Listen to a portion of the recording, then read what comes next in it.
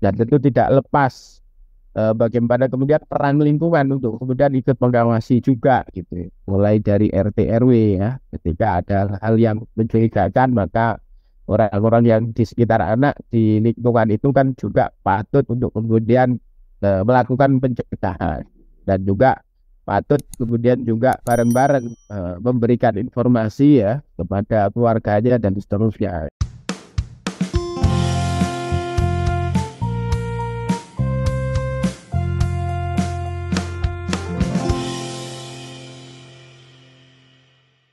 Salam perspektif baru untuk Anda pemirsa acara ini di media sosial YouTube dengan nama akun Perspektif Wimar TV.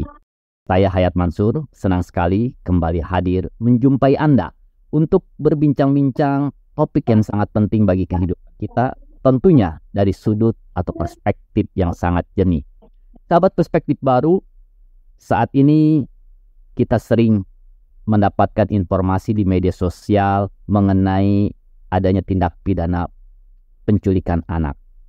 Bahkan kita juga di media sosial sering mendapatkan informasi dari pihak sekolah ataupun pihak lingkungan untuk waspada terhadap tindak pidana penculikan anak ini.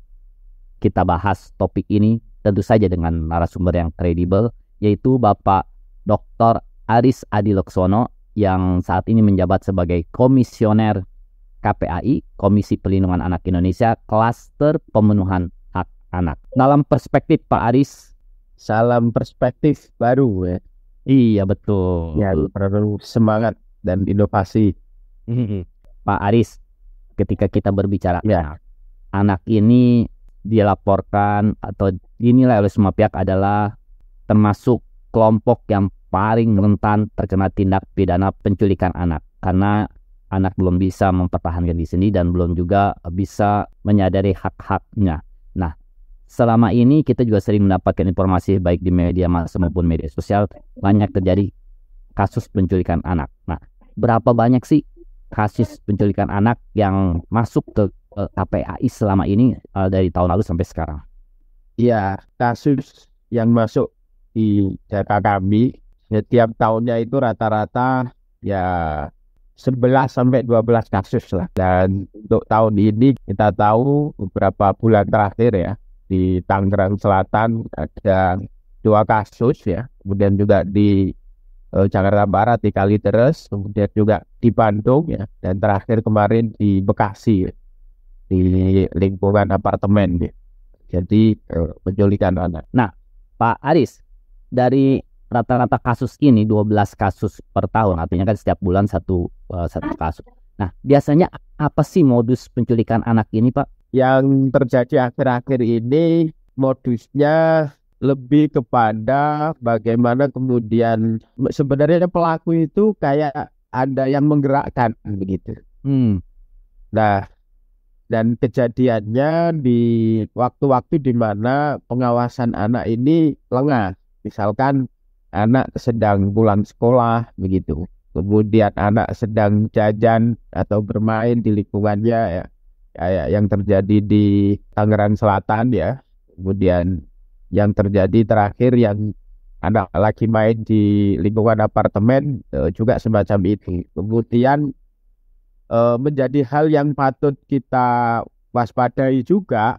Biasanya orang menculik itu kan ada semacam motif yang kemudian bisa jadi motifnya kekerasan, kemudian anak ini tidak kembali. Tetapi saat ini modusnya dan motifnya ini menculik, kemudian dalam waktu cepat, misalkan pagi atau siang kejadiannya, anak ini malam kembali.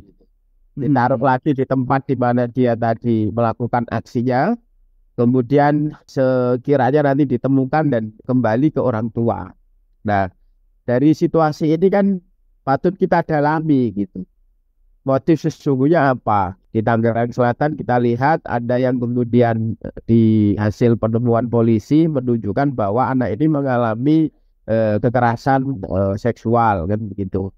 Kemudian di Bandung, kemudian yang di apartemen Bekasi kita lihat ada motif ekonomi gitu. Karena ini mau dijual dan seterusnya. Tapi yang di Bekasi memang pelakunya masih teridentifikasi ada gangguan kejiwaan.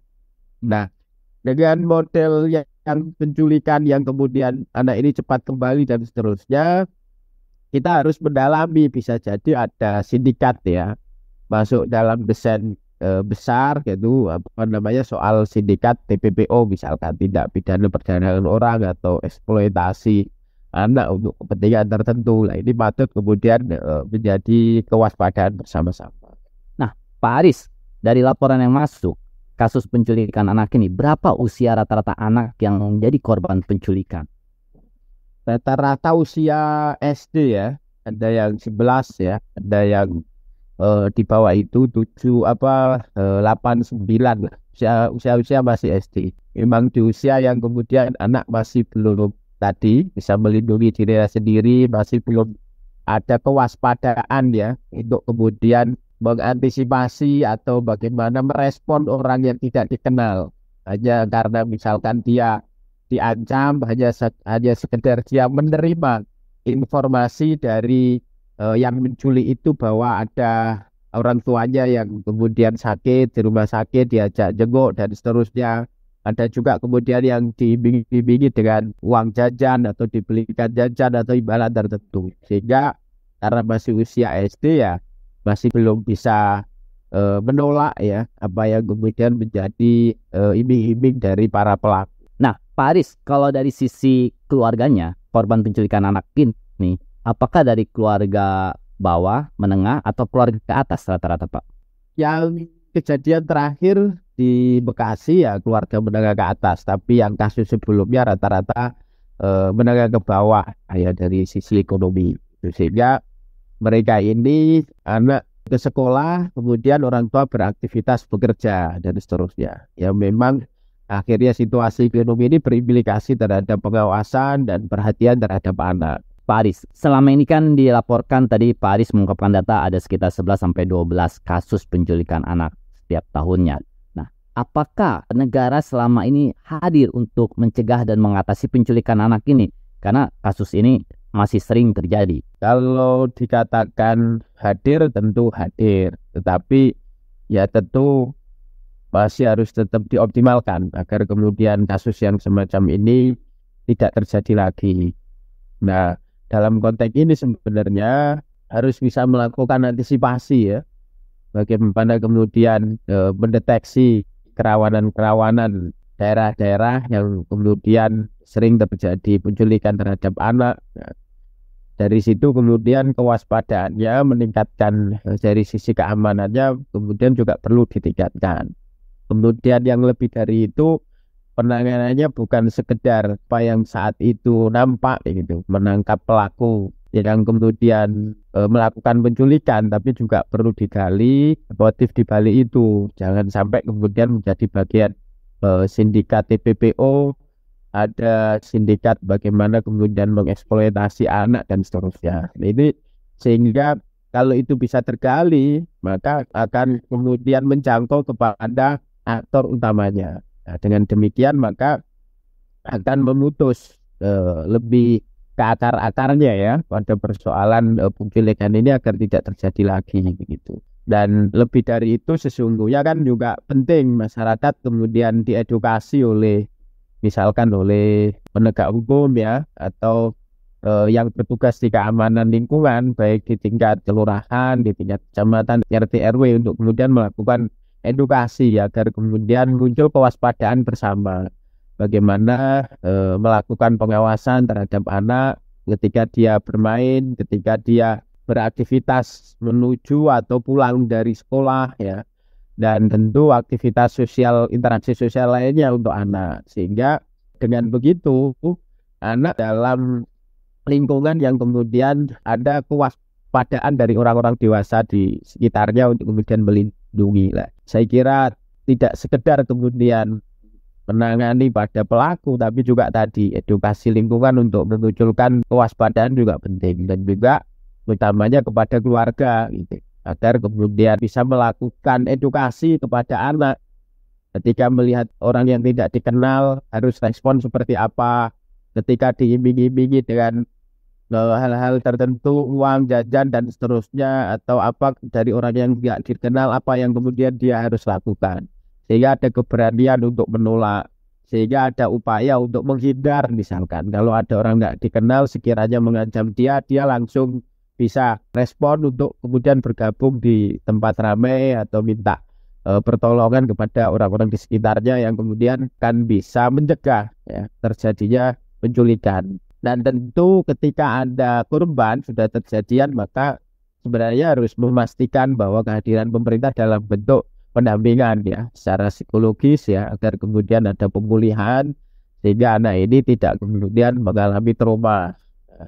Hal-hal yang semacam ini yang perlu kemudian dimaksimalkan lagi gitu, agar kemudian kasus-kasus penculikan ini tidak terulang lagi di kemudian hari, karena angkanya juga saya kira setiap tahun hampir sama. Kemudian juga modus yang dilakukan oleh para pelaku ini yang kemudian justru kelihatannya berkembang gitu. Terlihat ada motif-motif lain ya, bukan sekedar melakukan penculikan begitu saja, tapi dikhawatirkan ada kelompok-kelompok atau sindikat yang di dalam jejaring ini. Nah, Pak Aris, apakah selama ini sudah terdeteksi bahwa kasus penculikan anak ini karena sering berulang adalah dilakukan oleh sebuah sindikat, bukan lagi pelaku orang perorangan? Ini yang sedang kami diskusikan lebih jauh dengan aparat yang melakukan penyelidikan kasus, terutama yang terakhir yang di Tangerang Selatan, di Serpong ya, dan di Kalideres. Karena pelakunya itu kan rata-rata ojol ya, ojek online ya. Nah, tentu kalau mau dipikir sederhana, apa sih kepentingan dia gitu? Kalau mau minta uang, kenapa nggak menghubungi orang tuanya kan gitu? Nah, dia melakukan aksi ini atas dorongan apa gitu? Kalau minta uang kepada anaknya, anak ini nggak pegang uang gitu. Terus apa gitu? Kalau melakukan apa? Kekerasan seksual tentu untuk siapa dan apa gitu. Nah, itu kan sedang kita ungkap didalami untuk apakah ini kemudian ada kepentingan tadi TPPO dan seterusnya. Nah, Pak Aris, apakah ada kecenderungan arah bahwa penculikan anak ini terkait dengan tindak pidana perdagangan orang yang lebih jauh lagi, atau yang dikhawatirkan di media-media sosial bahwa anak ini diambil organ tubuhnya untuk dijual? Nah, apakah ada kekhawatiran seperti itu yang selama ini terjadi? Ya, seperti yang saya ungkapkan berkali-kali tadi ya. Ya, kita khawatir ada kejadian semacam, ada sindikat itu, makanya perlu kemudian diungkap lebih jauh oleh pihak yang berwajib begitu. Dan kita kan bisa berkaca bagaimana hari ini sindikat-sindikat TPPO ya, apalagi dengan masifnya industri pornografi ya dan lainnya, tentu kita khawatir akan kemudian penculikan ini ada motif-motif ke sana. Nah, kita tentu semua tidak ingin terjadi adanya kasus penculikan anak. Bagaimana jika kita menghadapi situasi anak kita atau anak tetangga kita, anak-anak saudara kita menjadi korban penculikan anak? Apa yang harus dilakukan pertama kali kita ketika menghadapi situasi tersebut? Yang pertama memang benar ya, untuk kemudian mencegah keterulangan kejadian penculikan ini butuh kewaspadaan bersama. Kemudian ada tadi ya, pemetaan daerah-daerah rawan, kemudian ada kesiapsiagaan di tempat itu. Maka siapapun ya kemudian melihat atau menyaksikan kejadian penculikan ya sebisa mungkin melakukan pencegahan. Kemudian untuk keluarga ya yang kemudian anaknya menjadi korban, tentu langkah pertama yang penting adalah bagaimana melakukan pelaporan terhadap pihak yang berwajib, sehingga akan ada upaya penjangkauan secara cepat. Karena dalam prosedur penanganan anak tentu harus dilakukan secara cepat, dan saya kira pihak yang berwajib dalam ini kepolisian punya sistem, punya tata cara untuk kemudian prosedur bagaimana menjangkau itu agar kemudian anak yang diculik bisa segera ditemukan atau setidaknya ada informasi-informasi untuk menuju titik terang. Yang kedua tentu segera kemudian berkoordinasi atau memberikan informasi terhadap orang-orang terdekat dengan anak itu. Misalkan kalau anaknya kejadiannya setelah pulang sekolah, ya tentu perlu menghubungi sekolah, menghubungi RT RW, menghubungi tetangga dan seterusnya. Karena bisa jadi dari mereka kita akan mendapatkan informasi awal untuk kemudian menelusuri bagaimana kejadiannya dan juga posisi anak ini kemudian. Nah, ini menjadi penting. Selain itu juga saya kira dalam konteks memberikan penanganan terutama dalam pemulihan trauma-trauma yang dialami oleh anak ini. Bisa juga kemudian keluarga atau orang tua korban kemudian berkoordinasi dengan UPTD PPA yang kemudian dia punya tusi untuk kemudian memberikan layanan pendampingan pemulihan secara psikologis. Dengan semacam ini maka setidaknya ada upaya-upaya komprehensif ya sehingga anak kemudian nanti tidak terganggu tumbuh kembangnya dari trauma yang dialami akibat dari penculikan yang kemudian dia alami. Nah, Pak Aris, anak yang jadi korban penculikan tentu akan mengalami trauma dan tadi dikatakan ada upaya untuk pemulihan trauma pada anak korban penculikan. Nah, apakah fasilitas tersebut free dan bagaimana cara mengaksesnya? Ya, fasilitas itu free. Karena itu menjadi tanggung jawab pemerintah daerah melalui Dinas DP3AKP atau UPTD PPA untuk kemudian memberikan fasilitas pendampingan psikolog ya kepada anak-anak korban kekerasan, yes. Termasuk anak-anak korban kekerasan penculikan semacam ini. Dan kami juga bisa membantu dari KPAI untuk kemudian bagaimana mendorong ya, UPTD PPA DP3KP menjalankan kewajibannya untuk kemudian memberikan pendampingan secara psikologis dan juga pemulihan trauma yang dialami secara psikis, secara mental ya, sehingga anak ini dalam tumbuh kembangnya tidak mengalami hambatan. Nah, Pak Aris, untuk menangani penculikan anak ini ketika kita mengetahui anak kita hilang gitu kan, apakah ada tenggang waktu yang bisa kita laporkan ke KPAI? Misalnya kalau sudah hilang 3 jam baru bisa lapor KPAI atau polisi. Nah, apakah ketika kita menyadari 30 menit anak kita hilang bisa langsung lapor ke KPAI? Ya tentu ada tenggangnya. Kalau di kepolisian kalau salah 1 kali 24 jam ya.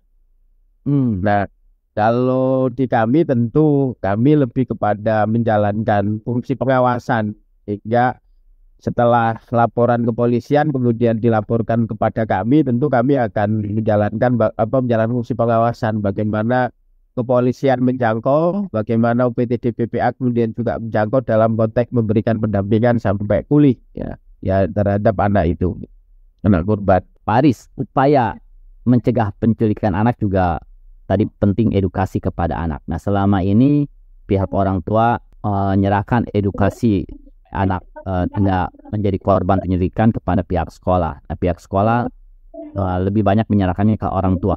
Jadi sebenarnya tanggung jawab ini ada di mana dan apa yang harus dilakukan orang tua dan juga yang harus dilakukan oleh pihak sekolah? Ya, tanggung jawab utama itu tentu di ranah orang tua karena orang tua memiliki kewajiban untuk memenuhi hak pengasuhan ya, utamanya terhadap anak. Maka di saat anak bersama orang tua, ini penting kemudian orang tua melakukan edukasi, melakukan memberikan perhatian ya kan, agar kemudian hal-hal yang kemudian mengancam anak ini bisa setidaknya ada upaya untuk kemudian menolak, ada upaya untuk kemudian melindungi dirinya gitu dengan cara meminta tolong atau melaporkan atau bergabung dengan orang dewasa di sekitarnya atau di kalangan lainnya. Nah, yang kedua pihak satuan pendidikan juga penting sebagai institusi yang juga memiliki kewajiban memberikan pengasuhan alternatif. Nah, dalam konteks itu harus dilakukan oleh satuan pendidikan kepada anak tentu sama ya, melakukan edukasi agar waspada, terutama ketika dia dihadapkan pada orang-orang yang tidak dikenal. Nah, di luar itu juga pihak sekolah harus aktif, bagaimana apalagi anak SD ya, memastikan anak ini datang dengan siapa ke sekolah, pulang oleh siapa yang jemput dan seterusnya. Jika itu tidak oleh orang yang dikenal, ya sekolah bisa kemudian melarang atau memastikan garansi bahwa ini betul dijemput oleh keluarga dan seterusnya. Dan selain itu juga pihak sekolah tentu meningkatkan keamanan sekolah ya, mulai dari security, mulai dari sarana prasarana, CCTV dan seterusnya.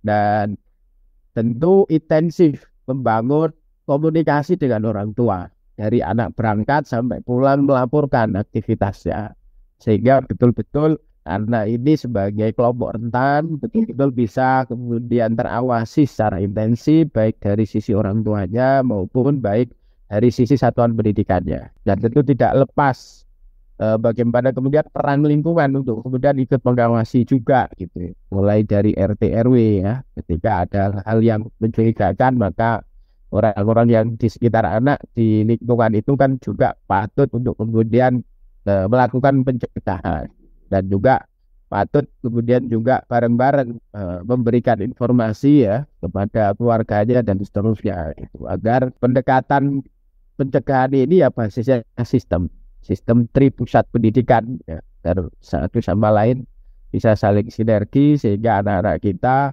di keluarga dan lingkungan dia bermain aman, di sekolah juga aman. Dan itu saya kira langkah efektif untuk kemudian mencegah agar tidak terjadi penculikan. Terima kasih Pak Aris atas perspektifnya. Sebagai penutup, saya menggarisbawahi kembali bahwa upaya mencegah penculikan anak butuh kolaborasi dan sinergi semua pihak, pemerintah, masyarakat, dan juga termasuk pihak sekolah. Dan yang terpenting dari pihak kita adalah sebagai orang tua, kita harus peduli pada anak-anak kita, anak tetangga, anak saudara, dan semua anak yang ada di lingkungan kita. Terima kasih, sampai jumpa di wawancara perspektif baru berikutnya.